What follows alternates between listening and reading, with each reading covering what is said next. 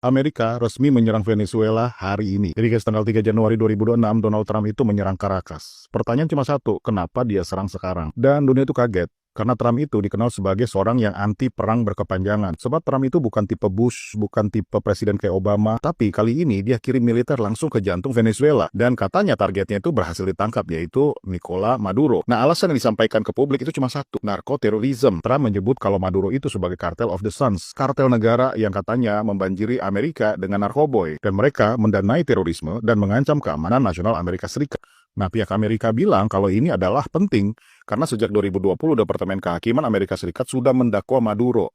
Artinya serangan ini dijual ke publik bukan sebagai perang, jadi sebagai penangkapan kriminal berskala militer. Kayak polisi lagi nangkap orang yang sudah dicurigai atau didakwa atau udah divonis. Tapi guys, sebenarnya bukan itu inti ceritanya.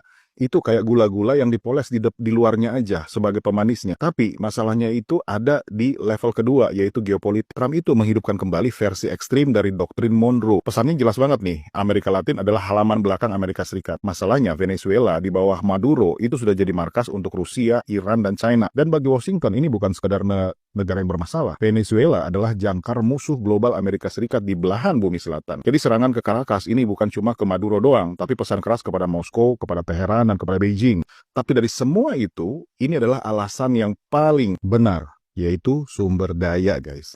Venezuela itu punya cadangan minyak terbesar di dunia, dan mineral langka seperti koltan dan thorium. Jadi ini bukan soal bensin murah, ini soal chip, senjata, kendaraan listrik, dan industri militer masa depan. Di tengah perang dagang dengan China, menguasai mineral-mineral langka sama dengan menguasai abad ke-21.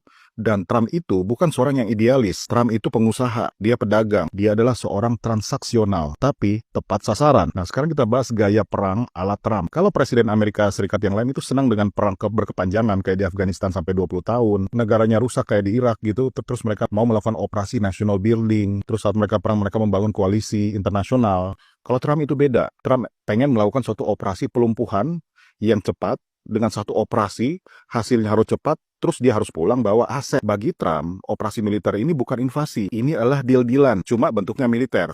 Kalian mesti ingat kalau seorang pengusaha kayak pedagang, biasa mereka melakukan deal di atas meja.